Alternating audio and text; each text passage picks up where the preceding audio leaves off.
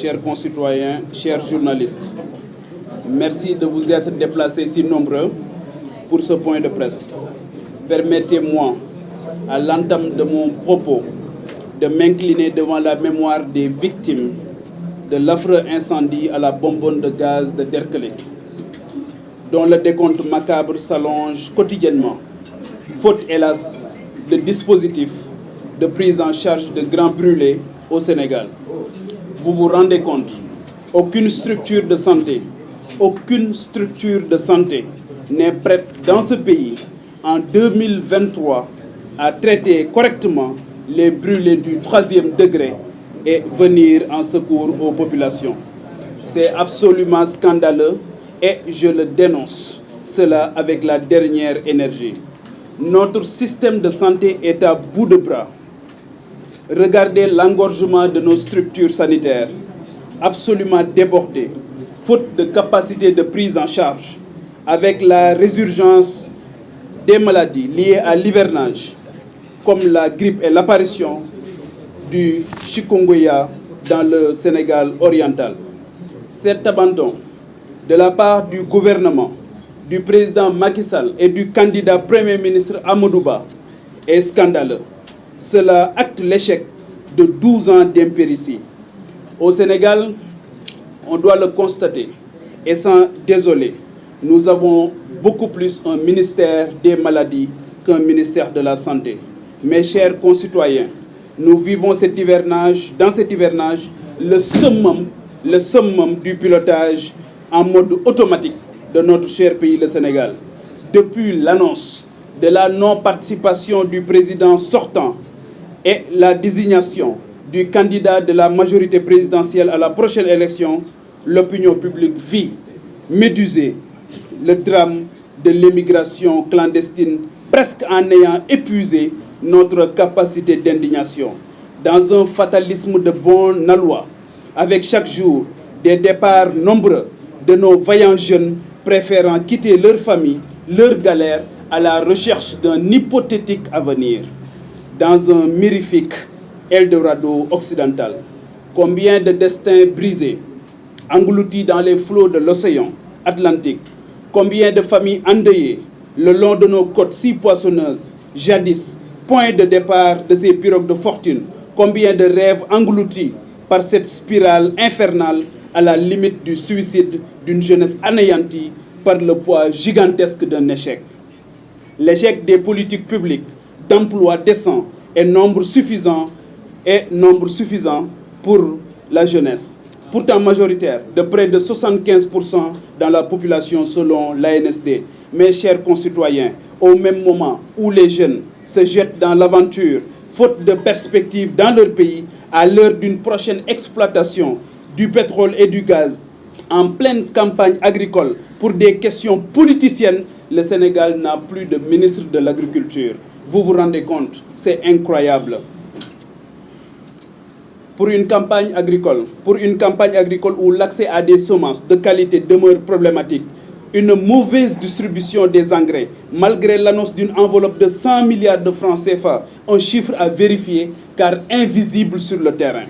J'ai pu le constater lors de mes nombreux déplacements à l'intérieur du pays. Décidément, la petite tambouille politicienne prend encore le dessus sur la vraie politique agricole. Cela devant assurer la souveraineté alimentaire de notre pays. Mes chers concitoyens, c'est cette même logique superficielle de la politique qui prévaut et qui justifie la concentration inédite dans les annales de la politique administrative du pays de pas moins de 3 ministères essentiels au regard de nos enjeux de souveraineté entre les mains d'un seul homme, en l'occurrence le Premier ministre, de surcroît candidat à la prochaine présidentielle qui aura lieu dans 5 mois. Au demeurant, dont l'esprit n'est occupé que par l'ambition, sport, élevage et quoi d'autre, l'agriculture aussi pendant qu'on y est. Décidément, et l'élevage, décidément, la politique politicienne nous fait beaucoup de mal. C'est cette même logique politicienne qui prévaut actuellement dans la recherche de parrainage. Un préalable à la prochaine élection présidentielle du 25 février 2024. Avec le parrainage optionnel, Des formations politiques, notamment celles de la coalition du pouvoir, se sont arrangées à définir un certain nombre de critères subjectifs pour deux objectifs inavoués. 1. Sécuriser leur parrainage avec le nombre d'élus, 13 députés ou 120 maires ou présidents de conseils départementaux. 2. Rendre difficile le parrainage des candidatures fortes et indépendantes et organiser de fait une présélection des candidats. C'est cette logique malsaine qui explique le sabotage actuel avec la collecte massive de parrainage citoyen par des alliés de l'actuel pouvoir, pourtant assurés de leur participation, mais mus par la volonté d'aspirer le maximum de parrainage citoyen pour assécher le marché. Ayant compris cela très tôt, notre parti Les Serviteurs s'est engagé depuis plusieurs mois, loin des médias classiques, sans tambour ni trompette, à installer partout, dans presque 450 communes sur les 557, des cellules et des comités pour la massification et la mobilisation, pour la sécurisation de notre parrainage. Donc sur cet aspect, j'anticipe sur vos interrogations, mesdames et messieurs les journalistes, parrainage ou la caution d'Union Teye. Il n'y a aucun doute sur cet aspect. Vous compterez, Inch'Allah, avec notre candidature en 2024. Notre projet, notre ambition sacerdotale de changer les choses, de faire changer de cap le Sénégal pour l'inscrire dans le chemin du véritable développement. Notre vision, nos équipes, les serviteurs seront au rendez-vous, notez-le bien. Je saisis aussi cette occasion pour davantage motiver nos équipes déployées sur le terrain à accélérer le pas, à envahir toutes les places, les marchés, les espaces de travail de nos concitoyens, partout dans le Sénégal des profondeurs, dans l'asphalte et le bitume, la poussière et la boue, la chaleur et les gouttes de pluie. Les serviteurs iront partout collecter les parrainages nécessaires pour faire entendre une autre voix pour 2024. Une voix d'empathie, d'humanisme, de pragmatisme, d'amour pour le Sénégal. Depuis notre déclaration de candidature, le 6 mai dernier, nous n'avons cessé de parcourir le pays et la diaspora pour rencontrer nos compatriotes, leur expliquer le sens de notre démarche, recueillir leurs profondes aspirations de mieux-être, toucher du bout du doigt leurs difficultés, leurs peines et souffrances. Mes chers concitoyens, je conclus par le drame récent de Ngor. Hélas, encore une fois, avec la mort tragique et inexpliquée de cette petite fille, Marie Gueye, dans une tentative maladroite de justification d'une bavure supposée des forces de défense et de sécurité lors d'un banal contrôle d'identité. Disons-le, prenons garde de ne pas franchir le Rubicon, en veillant à un respect mutuel et un climat apaisé dans les relations entre les forces de défense et de sécurité et les populations. Un peuple, un but, une foi, vive la République, vive le Sénégal. maa ngi leen di nuyu bu baax sans transition di leen gërëm di leen sant di leen wax ne tey dañu leen woo ngir daje ak yéen tàmbale sunuy kaddu ci di delloo njukkal bu baax ñi nga xamante ni ñooy waaj di jëm ci gàmmu gi nga xamante ni bés bu màgg la bu sell la boo xamante ni dañ cee war a màggal li nga xamante ni moom mooy gane àdduna yonent bi sallallahu taala alayhi wa sallam ñu ci ndokkeel bu baax këru diine yi nga xamante ni yëpp nekk nañ ci biir réew mi fépp ci biir Sénégal di bàyyi xel bu baax Tivaouane di bàyyi xel bu baax Ndiassane di bàyyi xel bu baax Thiénaba di bàyyi xel bu baax a baax suma kër maam Ahmadou Baro Ndiéguène di bàyyi xel bu baax fii nga xamante ni moom mooy Cambérène Yoff Cambérène maam Limamoulahi di bàyyi xel bu baax Médina Gounass di bàyyi xel bu baax waa Touba ak ñëpp ñi nga xamante ni ci biir Sénégal jamono yi ñoo ngi waajal li nga xamante ni moom mooy gàmmu gi rawatina fukki fan yi nga xamante ni moom moo ko jiitu di burdu ñu ci jàngale li nga xamante ni moom mooy jikko yonent bi salaatu wa salaam bi nga xamante ni boo ko jëlee ca fa mu tàmbalee ba fa mu jeexee lenn rek lay jàngale mooy yërmande boobu nag nga xamante ni moom lañ koy donnoo ci kaw suuf moom mooy justifier le sens de notre engagement politique. loolu moo tax ñu am njàqare lool bi ñu gisee ñàkk yërmande bi nga xamante ni ñii nga xamante ni yor nañu nguur gi ak seen yaafus ak seetaan sénégalais yi ci jafe-jafe yi ñu nekk loolu tiital ñu indil ñu njàqare bokk na ci li nga xamante ni moom moo xew fële keroog ci Derklé li tax ñuy koy cité di jaale bu baax di ñaanal ñi nga xamante ni ñoom ñoo fi gane àdduna ñoom ñoo fi génn àdduna ñu toll ci juróom-ñaar ñu leen di jàll seen njaboot. li nga xamante ni moom moo ci gën a naqarlu mooy maa ngi leen di yëgal ne leen daanaka Sénégal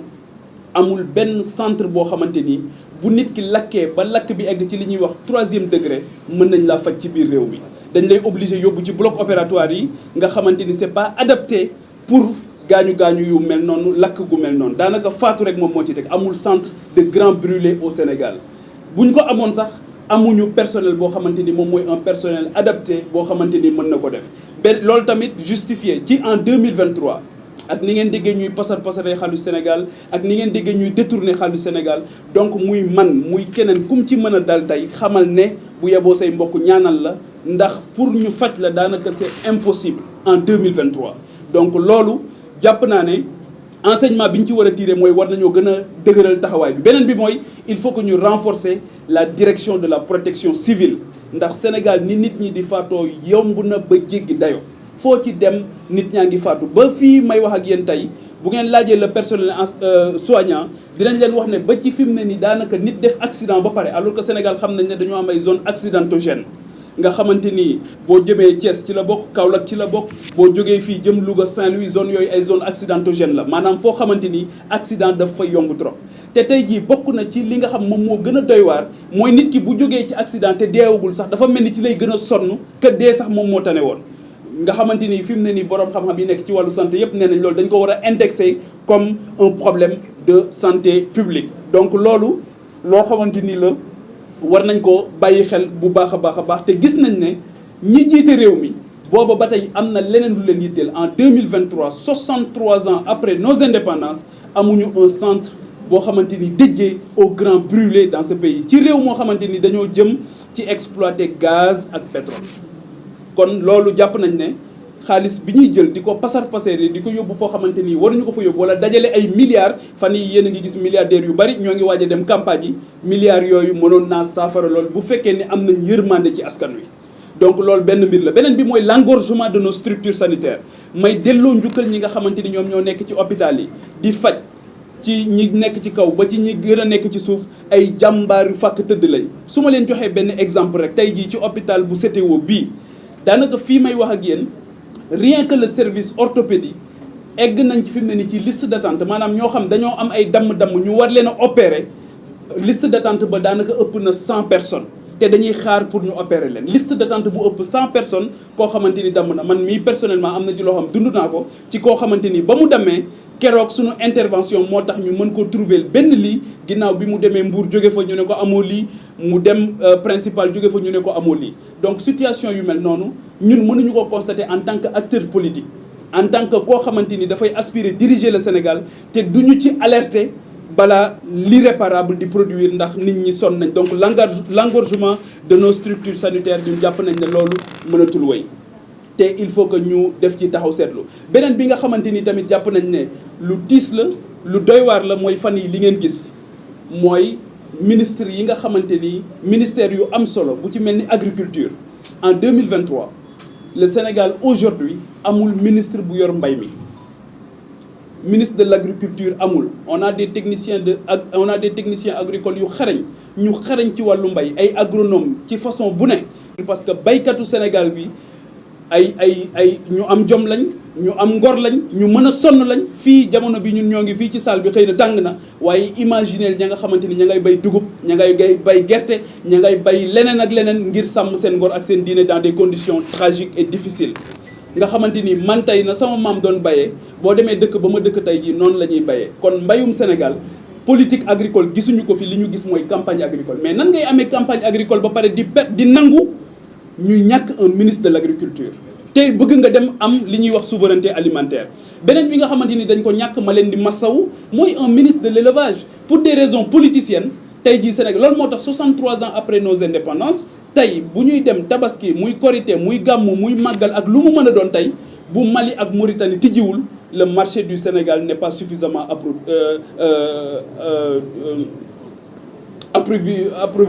approvisionné donc loolu nekk loo xamante ni lu doy waar la te loolu war nañ ci def ay taxaw seetlu parce que mën nañu assurer suñu souveraineté dans ce sens-là. Nous pouvons approvisionner le marché sénégalais avec les vaillants éleveurs que nous avons. Li ñu am ci ay ñoo xamanteni sam rek mom moy seen liggéey waye tay gis nga ko amuñu sax un interlocuteur depuis 5 mois. Pour des raisons politiciennes, le Sénégal n'a pas de ministre de l'élevage. Kon nous demandons sans délai ni ñuy waxe président de la République ne ko ñi fal leen légui non lañ koy waxee tamit ci saa si ne ko am na ministre yoo xamante ni moom jëlee leen fi léegi ndax ñoom politique la ñu tal fi mu ne nii ak campagne mooy le ministre de l'enseignement supérieur ndax njàng maa ngi waaj a tijji te moom ñoom nee nañ dañuy campagne yi et le ministre de l'éducation nationale. Donc nous demandons que le président de la République dindi jox ñoo xamante ni enseignement supérieur ak éducation rek moom moo leen yitteel ñu jox leen ko parce que ñii dañuy campagne yi ñu jox ko ñoo xamante ni campagne wuñ pour ñu bañ a sacrifier l'avenir de nos enfants. Benen bi mooy ñu bàyyi xel université parce que rawatina université bu Dakar Cheikh Anta Diop bi nga xamante ni jamono yële jàll ay lakk yu métti la ñu fa lakk bokk ci école bi nga xamante ni man foofu la jànge muy le CESTI le centre d'études des sciences et techniques de l'information fii may wax ak yéen waxuma leen dafa lakk sax waaye ndox mi da koo jël ba daanaka fi mu ne ni l'accès est devenu très difficile. Depuis des années cette école boobu nga xamante c'est une prestigieuse école qui a formé des milliers des centaines de journalistes en Afrique. École boobu tey 1,2 milliard rek lay wut dans son programme de développement stratégique te mënu koo am ñu bàyyi ko noonu tey jii lakk nañ ko daanaka dañuy téléthon pour mën a defaraat ko te loolu moom dans la fac de droit bi nga xamante ni tey li mu génne ci ay borom xam-xam en Afrique kenn xamul ni mu toll. léegi au même moment ñu gis les politiciens ak un candidat à la présidentielle qui est encore premier ministre ñu jàpp nañ ne bi ñu ko désigné rek dañoo waroon a dindi primature bi ci moom jox ko koo xamante ni dafay nekk à la tâche jusqu'au dernier jour. Parce que tey premier ministre dafa war a nekk au-dessus de la mêlée warul am xajj warul am seen ci ñi nga xamante ni ñoom la war di taxaw leneen li nga xamante ni jàpp nañ ne tamit ay di jàmbat la fi mu ne nii mooy la problématique des inondations gis ngeen ko nee nañ def nañ ci un plan décennal sur 10 ans nee woon nañ def nañ ci près de 1000 milliards waaye gis ngeen ko ba tey amul évaluation amul contrôle amul dara tey keroog ñun bi ñuy amee ay réunion keroog bi mu tawee dañoo obligé annuler près de 70% de nos rencontres parce que nit ñi mënuñu déplacer wu ñëw donc loolu yéen a ngi koy constater ñun ñoo ngi koy constater loolu mënuñu nangu ñun les serviteurs ñu koy boole ak politique politicienne wala ñi nga xamante ni ñoom la ñu teg foofu ñu fàtte askan wi fàtte jafe-jafe askan wi nekk ci loolu beneen bi mooy le ministère de la pêche dégg ngeen ko barki dem mu ne dinañu évaluer les accords de pêche yi dox suñu diggante ak Union européenne dama leen ciy jox benn exemple rek benn exemple laa leen ciy jox le Sénégal est précurseur dans le domaine du thon Sénégal bokk na ci dëkk yi njëkk a am industrie buy defar thon ci Sénégal ci àdduna bi am na fi ñoo xamante ni seeni maam daan nañ liggéey ci industrie yooyu fii ñuy wax ak yéen après des années après des dizaines d'années après Sénégal ne thon boobu amatu ci benn pexe lu dul jaay ko Union européenne thon boobu Sénégal la nga koy jaayee Union européenne 111 francs le kilogramme 111 francs le kilogramme Union européenne bu ko jëlee daf koy dem defar ko ñëw jaayaat ñu 23 000 francs et poussière le kilogramme thon boobu te thon boobu bu ñu ko téye woon Sénégal càmbar ko defar ko avec une chaîne industrielle intéressante liñ ci mën a créer ci ay emploi kenn xamul ni mu toll waxuma nag tey jii nappkat yi nga xamante ni tey gisatuñu lu ñu napp waxuma pêche industrielle waaye pêche artisanale bi nga xamante ni sax moom la ñu daan dem nga xamante ni boo ci amul sax xaalis am ci loo dundee léegi nappkatu Sénégal keccax la ñuy lekk gisatuñu sax jën boo xamante ni moom la ñu lekk te choix yu économique yu doy waar yooyu moom la ñu defoon dans les années 90 ma leen di fàttali yéen journalistes yi ne leen stade Léopold Sédar Senghor bii ñoo ngi ko jëndee fukki at avec les Chinois fukki at yoo xamante ni dañu ne Chine boo ñu tabaxalee stade bii ñuy footballé fu la neex jaar ci suñu géej gi Sénégal yàlla suñu borom defal ñu sutura ñu amoon waax yi nga xamante ni ñoo ëppoon jën ci àdduna bi waaye xool ko tey moo tax jamono bu ci nekk fan yii yëpp ñun ñëpp am nañu kersa bu mag képp ku fi am ay xarit bitim réew am nga kersa ndax ñoom ñoo lay yónnee ne la sa morom yi sa rakk yi sa jarbaat yi ñoo ngi dee ci géej yi ak ci désert loolu politique yi ak politiciens yi seen yoon nekku ci donc loolu nag nga xamante ni ñun moo tax ñu dugg politique dañ ne loolu bëgguñu ko fàtte benn yoon moo tax jamono bu ci nekk ñuy fàttali li nga xamante ni moom mooy les raisons de notre engagement politique ak yéene bi ñi nga xamante ni am nañ ko ci Sénégal xam ne loolu dañ na ci réew yu am solo yépp te réew yooyu yëpp mu dañ jinne dindiwu ko malayka dindiwu ko ay nit a ko dindi kon yaafus bi doy na sóor suñu bopp régler seeni problème u ñoom bàyyi problème askan wi tamit doy na ndaw ñi ci boppam ñoo bëgg a jël seen responsabilité ànd ko ak mag yi nga xamante ni dañu am solo dalal seen xel soppi réew mi loolu mën naa ne jamono bi nag yéen a ngi gis ku ne ñu ne dañ koy tànnal candidat fu ne ñu ne ña ngi fay tànn un plan B wala un plan Z sénégalais yi képp ku leen bëgg a jiite da ngay nekk ci seen wet da ngay demlante ak ñoom da ngay wane ci yow da ngay wane yitte gu mat sëkk ci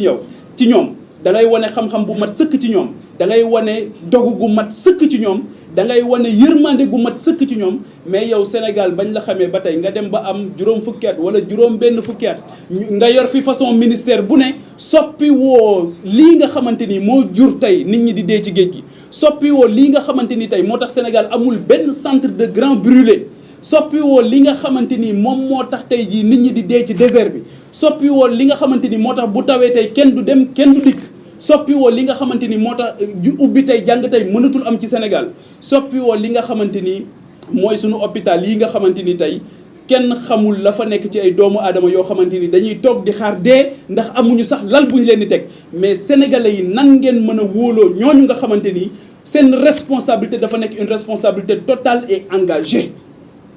kon loolu dañ koy fàttali sénégalais yi ngeen xam bu baax xàmme ñi nga xamante ni ñoom ngeen war a jox seen parrainage ñoom ngeen war a jox seen vote te les serviteurs dañu taxaw pour au soir du 25 février 2024 ñu jël li nga xamante ni moom mooy réewum Sénégal soppi ko jaarale ko ci yoon woo xamante ni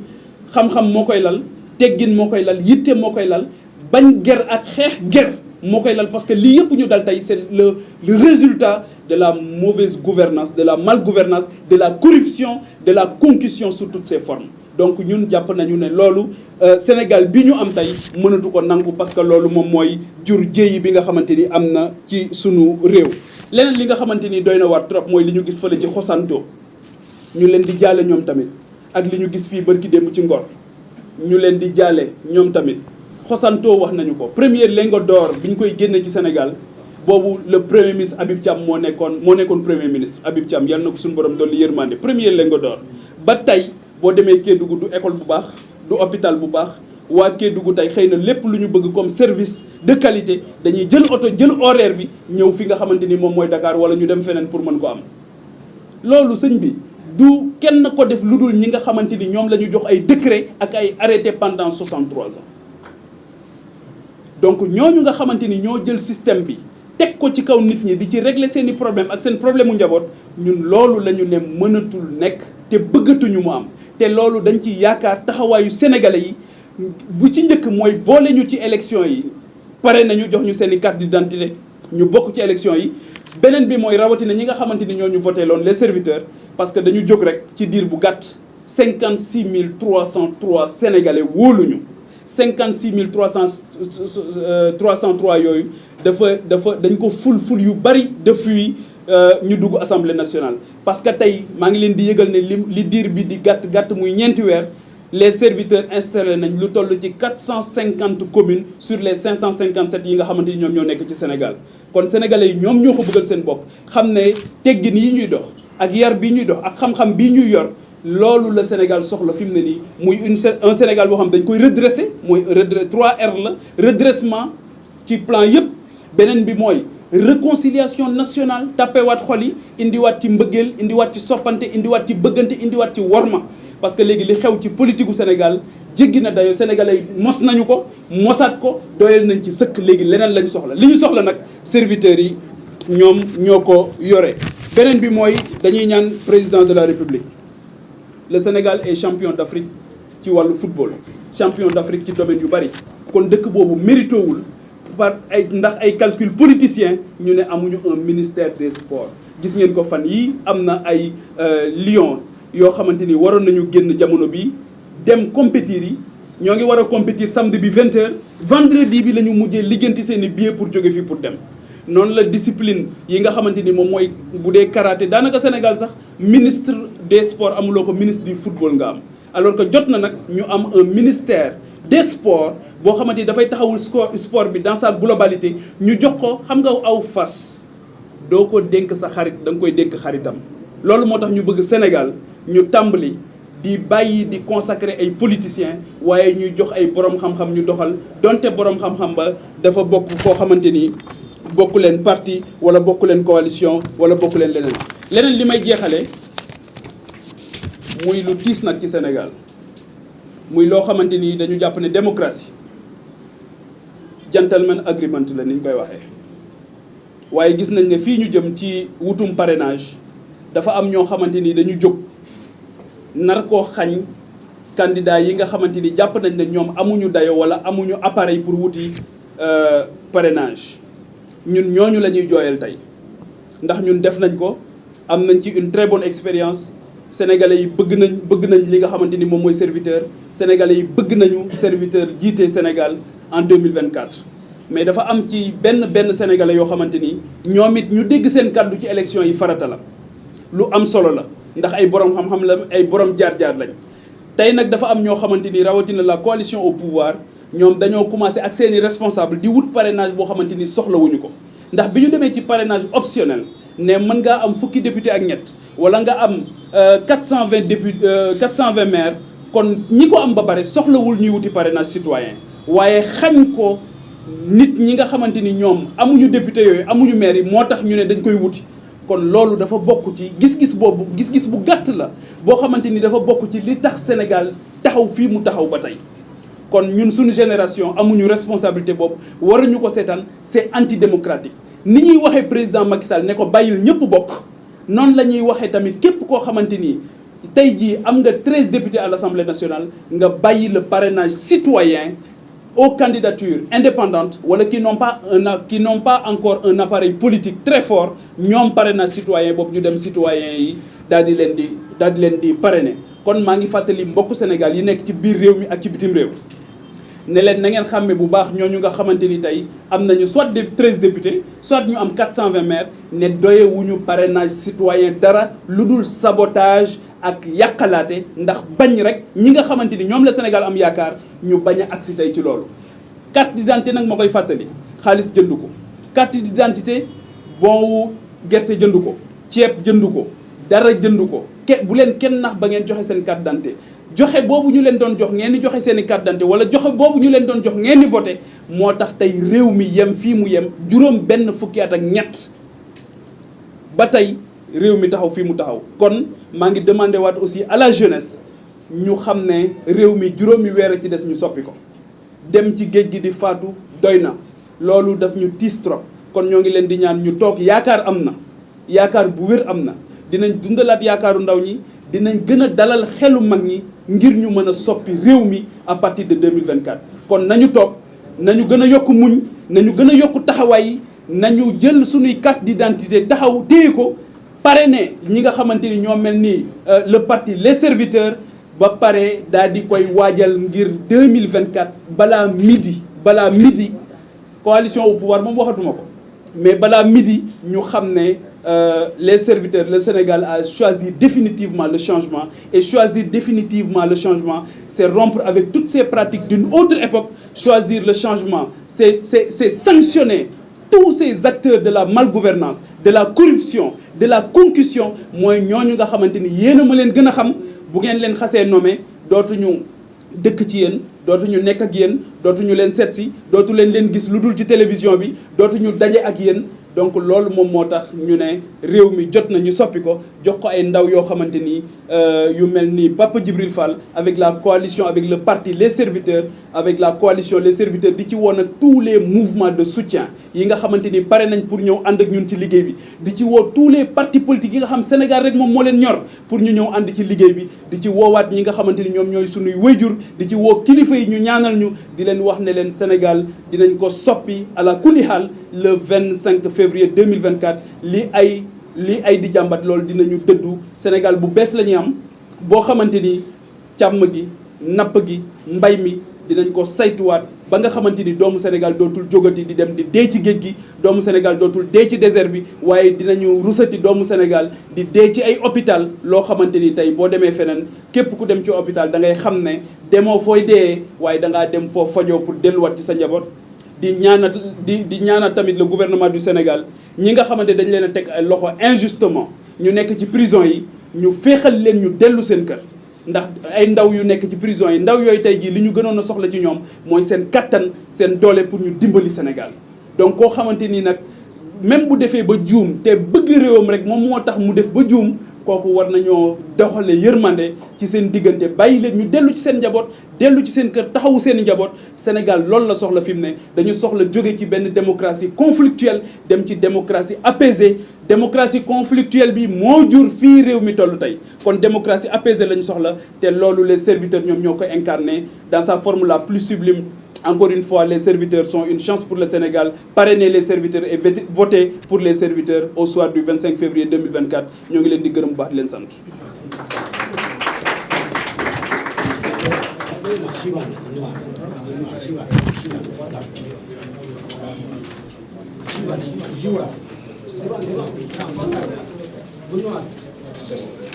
Pardon.